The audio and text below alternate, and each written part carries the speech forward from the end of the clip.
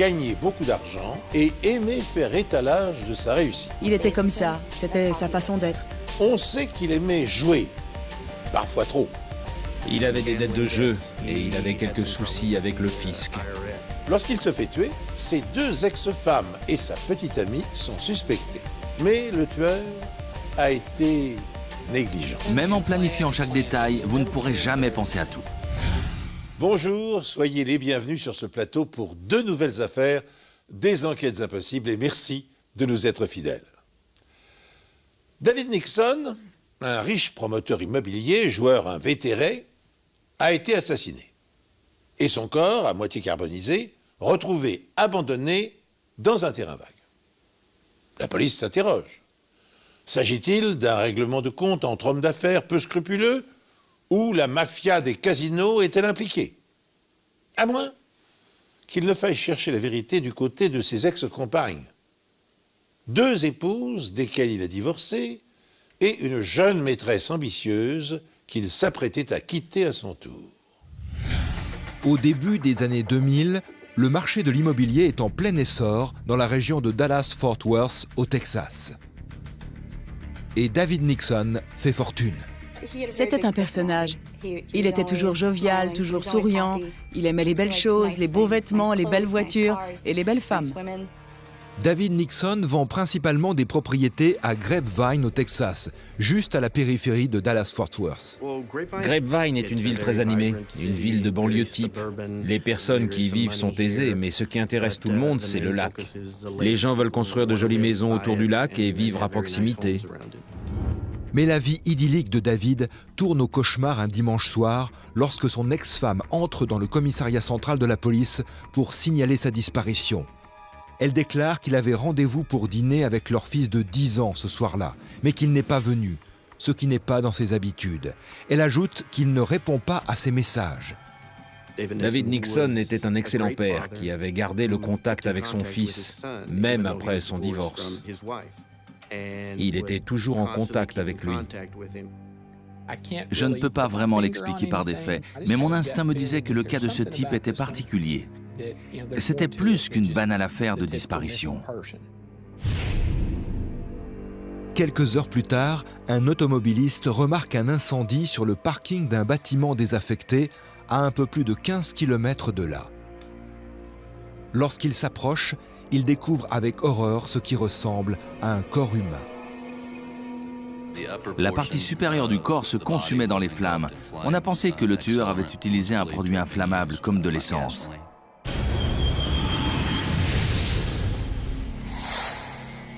La victime, enveloppée dans une bâche bleue et une couverture, est visiblement un homme blanc, grand et aux cheveux bruns.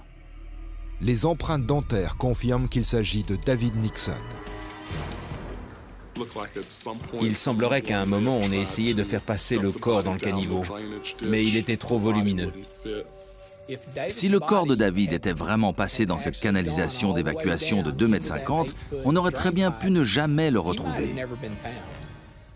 Les amis et la famille de David sont sous le choc.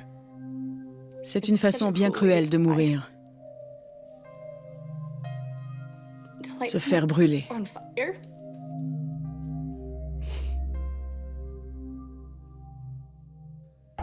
Il n'y a pas de sang ni de traces de lutte, ce qui indique que David n'a probablement pas été tué sur le parking. Il était clair que l'endroit où on a retrouvé le corps n'était pas la scène de crime, mais simplement l'endroit où on s'est débarrassé du corps.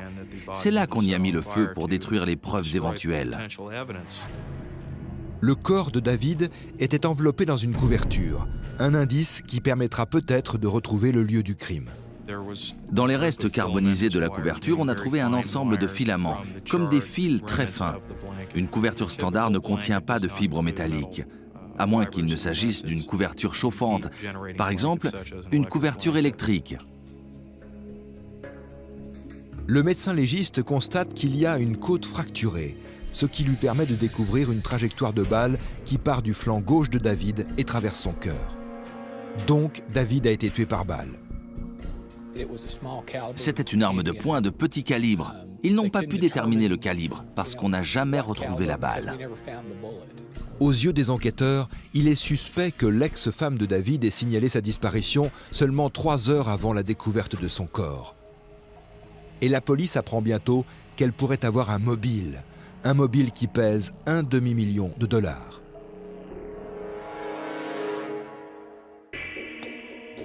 Lors de l'autopsie de David Nixon, le médecin légiste établit qu'il a été abattu avec une arme de petit calibre. Les analyses montrent que son corps a ensuite été aspergé d'essence, puis brûlé. Le feu a gravement endommagé le corps, mais le médecin légiste parvient à examiner une portion de peau épargnée par les flammes, ce qui lui permet d'estimer l'heure à laquelle David a été abattu. Si on partait du principe que le corps était resté à température ambiante, la mort se situait entre 36 et 48 heures plus tôt. Le corps de David a été retrouvé dimanche soir après minuit. Il a donc probablement été tué tard dans la soirée de jeudi ou tôt dans la matinée de vendredi. L'analyse de la scène de crime révèle que David Nixon a été abattu à bout portant au moyen d'une arme à feu, puis que son corps, enveloppé dans ce qui ressemble à une couverture électrique, a été déplacé et partiellement brûlé. Ce mode opératoire ne ressemble pas à une exécution ou à un crime passionnel. Il indique par ailleurs que le ou les tueurs cherchaient à rendre le cadavre méconnaissable. Mais dans quel but? Tandis qu'experts et enquêteurs passent au crible le peu d'indices dont ils disposent, le souvenir d'un événement dramatique survenu 4 mois plus tôt leur donne, comme l'on dit, du grain à moudre. Un autre meurtre qui présentait des similitudes frappantes avec celui-là a été commis dans le voisinage. Dès lors, une question circule sur toutes les lèvres. David Nixon a-t-il été victime d'un tueur en série? Ça s'est passé dans la rue. La victime, une prostituée de 22 ans du nom de Janet Dolan, a été tuée d'une seule balle. Son corps a ensuite été déplacé, arrosé d'essence et brûlé. Quand quelqu'un est abattu et qu'on enveloppe son corps avant de le brûler, ça ressemble à une exécution ou à un avertissement.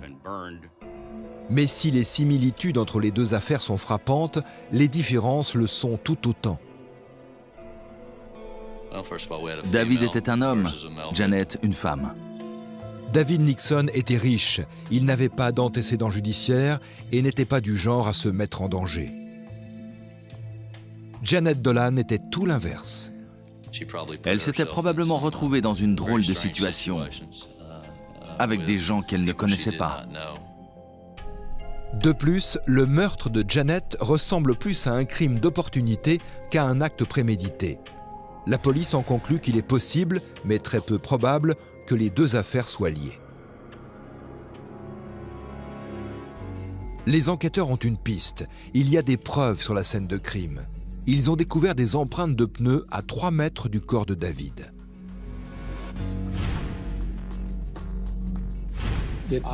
On pensait qu'il s'agissait du véhicule qui avait servi à le transporter. Les empreintes sont celles d'un véhicule ayant 4 pneus à l'arrière et 2 à l'avant.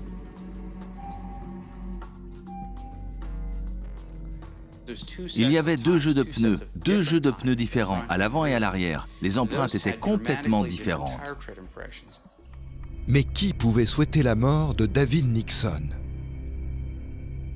Ce que j'ai pu constater dans les affaires de meurtre, c'est qu'il y a en général 2 raisons pour lesquelles les gens sont prêts à tuer, l'amour et l'argent. L'ex-femme de David, Donna, a les 2 mobiles. David et Donna avaient des problèmes relationnels. Apparemment, il l'avait quittée pour une jeune hôtesse de l'air, ce qui l'a bien sûr profondément blessée. Jusqu'à la majorité de leur fils, Donna est également la bénéficiaire de l'assurance vie de David, d'un montant d'1,5 million de dollars. Dans les enquêtes pour meurtre, le mot d'ordre c'est « à qui profite le crime ». Son ex-femme venait juste d'être désignée comme bénéficiaire de son assurance vie. Donc, bien évidemment, la police allait se pencher sur son cas. Mais Donna coopère totalement avec les enquêteurs et fait une meurtrière peu plausible. Elle possède également un alibi pour la soirée de jeudi et la matinée de vendredi, c'est-à-dire pour le laps de temps où se situe la mort de David. À mesure que l'enquête progressait, il était clair que les preuves ne désignaient pas Donna comme étant la coupable. La seconde ex-femme de David a également un alibi pour la nuit du meurtre, alibi confirmé par de nombreux témoins. Les enquêteurs interrogent alors la petite amie actuelle de David, Tracy Frame, âgée de 32 ans. Lorsque les enquêteurs informent Tracy qu'ils ont retrouvé le cadavre de son petit ami, ils ne mentionnent pas que le corps a été brûlé. Mais la première chose qu'elle a dit, c'est « Comment vous l'avez identifié ?» On s'est regardé. Est-ce qu'elle avait vraiment dit ça? On s'est demandé « C'est une blague ou quoi ?» Je me suis dit « C'est quoi ce délire ?» Et à un moment, elle s'est rendue compte de sa bourde. Elle a mis la main devant sa bouche et a commencé à pleurer. Tracy déclare qu'elle a vu David pour la dernière fois jeudi. Elle a supposé qu'il était parti à Las Vegas, où il aimait aller jouer. Vous ne l'avez pas vu jeudi soir? Non, monsieur. Ni vendredi soir? Non. Ni samedi? Vous ne l'avez pas revu depuis? Non, monsieur. On a découvert qu'il avait des dettes de jeu et qu'il avait quelques soucis avec le fisc. Tracy donne son accord pour que la police fouille la maison qu'elle partageait avec David. On a passé la maison au peigne fin. On a utilisé du luminol et on a amené des chiens renifleurs. Mais la police ne trouve aucune trace de sang dans la maison. La maison renferme tout de même un indice potentiel. Lorsqu'ils ont fouillé la maison, ils ont trouvé des manettes de couverture chauffantes, mais il n'y avait pas de couverture. Ce qui était plutôt bizarre vu que le corps de David avait justement été enveloppé dans une couverture de ce type. Le lendemain, la police retrouve la Lexus blanche de David, abandonnée sur le parking d'un supermarché à proximité de sa maison. Il n'y a pas de sang ni de traces de lutte dans la voiture, mais quelque chose attire tout de suite l'attention des enquêteurs.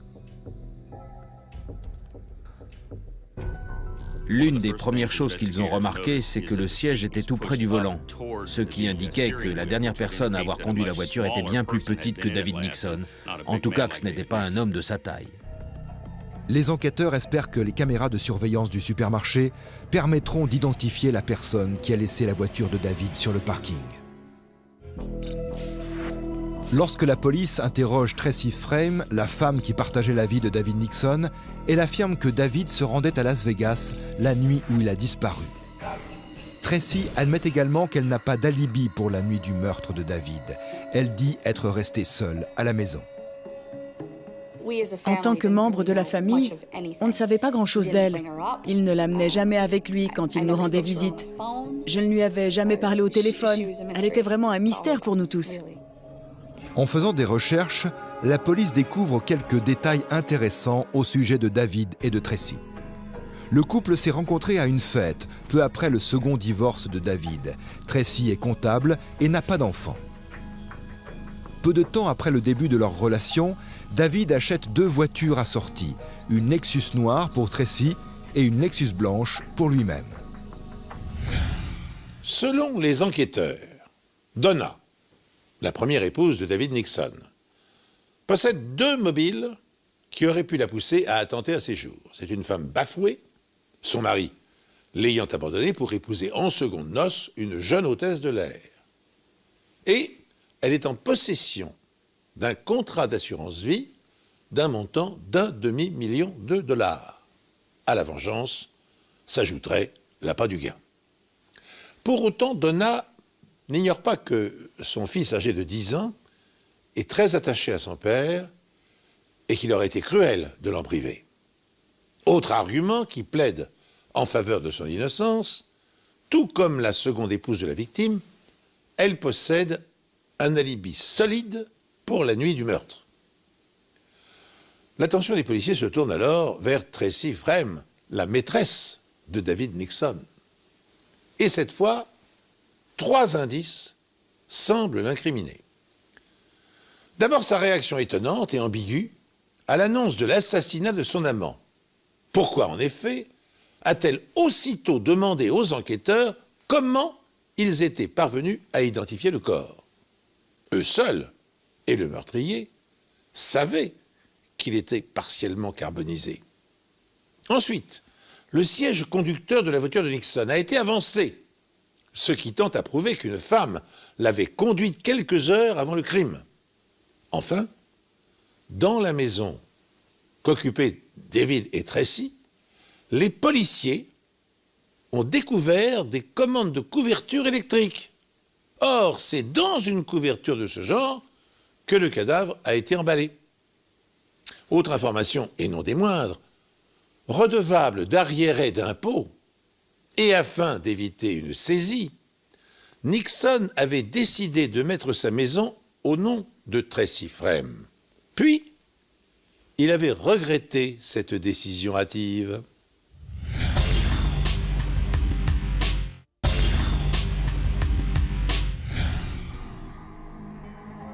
David voulait reprendre la maison à son compte et Tracy voulait s'assurer que la maison reste à son nom. Mais il y a apparemment un élément irréfutable qui rend Tracy insoupçonnable. Les enquêteurs devaient établir comment elle pouvait avoir déplacé le corps. Elle avait beau être une jeune femme en bonne santé et en pleine forme, elle faisait presque la moitié du poids de David. Elle aurait eu beaucoup de mal à le porter. Les voisins de Tracy déclarent alors à la police qu'ils ont vu un grand camion de location stationné devant la maison du couple le week-end de la disparition de David. Vous avez vu le camion devant chez vous? Non, mais... Un camion? Un véhicule du type camion de location. Oui, on avait loué un camion pour transporter des choses encombrantes. Les chaises longues de la piscine. Les éboueurs ne voulaient pas les prendre et nous ont dit qu'il fallait les mettre ailleurs. Comme on n'avait rien pour les transporter, David s'en est occupé. La police visionne les images de vidéosurveillance du parking où a été retrouvée la voiture de David. À 1h34 du matin, juste 37 minutes avant qu'on ne retrouve le corps de David en train de brûler, une femme sort de la Lexus blanche de David, se dirige vers une Lexus noire et quitte le parking. On regardait la bande et on trouvait que la femme ressemblait à Tracy. Et quand elle est montée dans la voiture noire, là je me suis dit, nous y voilà.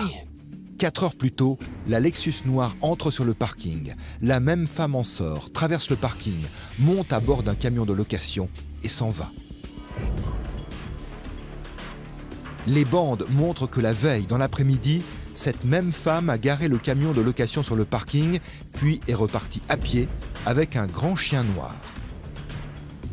Tracy avait un grand chien noir. Ce serait quand même une coïncidence monumentale que quelqu'un d'autre possède aussi une Lexus noire, une Lexus blanche, monte dans un camion de location et aille promener un chien qui ressemble à celui de Tracy Frame. Malheureusement, la caméra est trop éloignée pour pouvoir identifier formellement la femme en question. S'il s'agit bien de Tracy Frame, les enquêteurs doivent trouver un moyen de le prouver. Qu'est-ce qui est arrivé à David? Qu'est-ce qui lui est arrivé? Pourquoi vous me demandez ça? Je veux juste savoir. Je sais pas. Qu'est-ce qui lui est arrivé? Je sais pas. Je sais pas. Tracy, je vais être honnête avec vous. Je pense que vous le savez.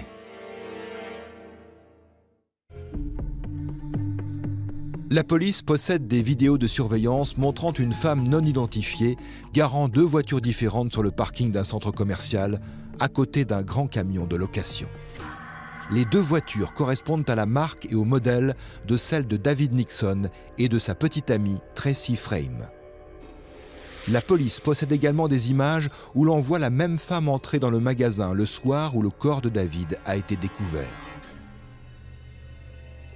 On n'a pas pu la repérer dans le magasin, mais on a pu de nouveau l'identifier à la caisse. La femme a acheté des sacs poubelles et 2 bouteilles d'acide chlorhydrique. L'acide chlorhydrique est vendu en petite quantité aux particuliers. Il est principalement utilisé comme solvant ou détergent dans l'industrie. En quelques jours, les enquêteurs sont parvenus à recueillir un nombre considérable de preuves indirectes et toutes accusent Tracy Frame. Elle possède un mobile, conservé la maison que Nixon a mise à son nom et qu'il avait l'intention de récupérer après leur rupture annoncée. Ensuite, les va-et-vient effectués avec les Lexus de couleurs différentes et le camion de location enregistré par les caméras de surveillance indique que la jeune femme a sans doute transporté le corps de la victime de la maison au terrain vague. Pour autant, avant de procéder à l'arrestation de la suspecte, les policiers sont à l'affût d'une preuve matérielle. Contre toute attente, elle leur est fournie par Tracy Frame elle-même. Dans le but, tenez-vous bien, d'économiser 25 cents, elle a utilisé sa carte de fidélité dans la grande surface dans laquelle elle a fait des achats liés au crime, des sacs poubelles et des bouteilles d'acide chlorhydrique. Cette économie de bout de chandelle va précipiter sa chute. Et les registres du magasin permettent d'établir que la propriétaire de la carte n'est autre que Tracy Frame. Après ses achats, elle repart dans le camion de location. L'agence de location informe les enquêteurs qu'elle a loué le même camion à 3 autres personnes après que Tracy le leur a restitué. La police ne trouve aucune trace de sang ou d'acide à l'intérieur du camion, mais les empreintes de pneus sont une preuve potentielle. Mon travail consistait à déterminer si les photographies des pneus du camion de déménagement avaient quelque chose en commun avec les empreintes laissées sur la scène de crime. En superposant les relevés d'empreintes aux photos, l'expert peut comparer les 6 pneus du camion aux traces trouvées sur la scène de crime.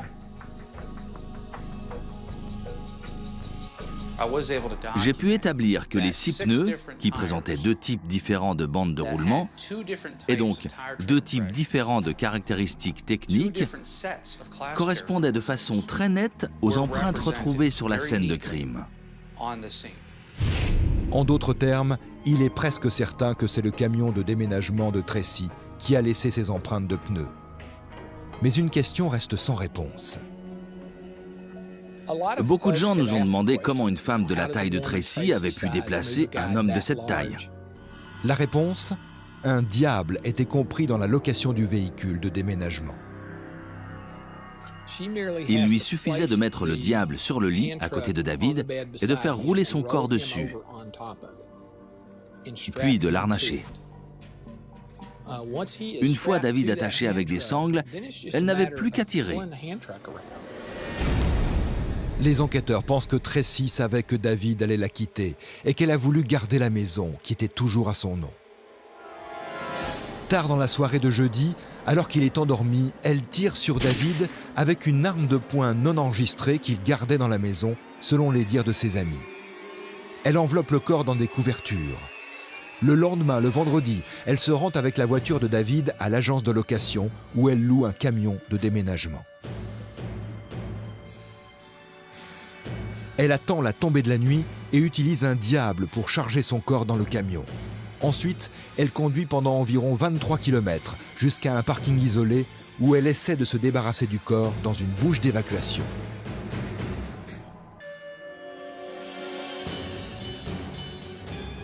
Craignant de devoir s'expliquer sur la présence prolongée du camion de déménagement devant sa maison, elle le gare sur le parking du supermarché et rentre chez elle à pied avec son chien.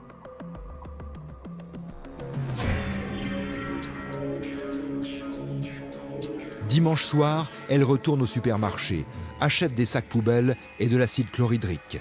C'est là qu'elle s'identifie elle-même en utilisant sa carte de fidélité pour économiser 34 cents. Cette nuit-là, elle nettoie le camion, arrose le corps de David avec de l'essence et y met le feu. Puis elle échange de nouveau les véhicules et rentre chez elle. Une fois en garde à vue, les enquêteurs constatent que Tracy a des bleus en forme de ligne droite sur les cuisses, exactement à la hauteur où le diable aurait pu appuyer contre ses jambes. La police trouve également des preuves que Tracy a acheté un nouveau matelas et s'est débarrassée de l'ancien. On ne sait pas d'où vient le nouveau matelas. Je suppose que l'ancien matelas a été jeté quelque part dans une de ces décharges sauvages et non pas dans une décharge publique. La police pense que l'argent est le mobile du meurtre. Une fois, Tracy s'est plainte de David à son amie Carol, qui lui a répondu « Mais pourquoi tu ne le quittes pas, tout simplement ?» Elle lui a rétorqué « Sans lui, je vivrai dans un appartement et je roulerai en Honda. » En mars 2005, il n'a pas fallu plus de 4 heures au jury pour déclarer Tracy Frame coupable de meurtre avec préméditation. Elle a été condamnée à une peine de 40 ans de prison, assortie d'une peine de sûreté de 20 ans.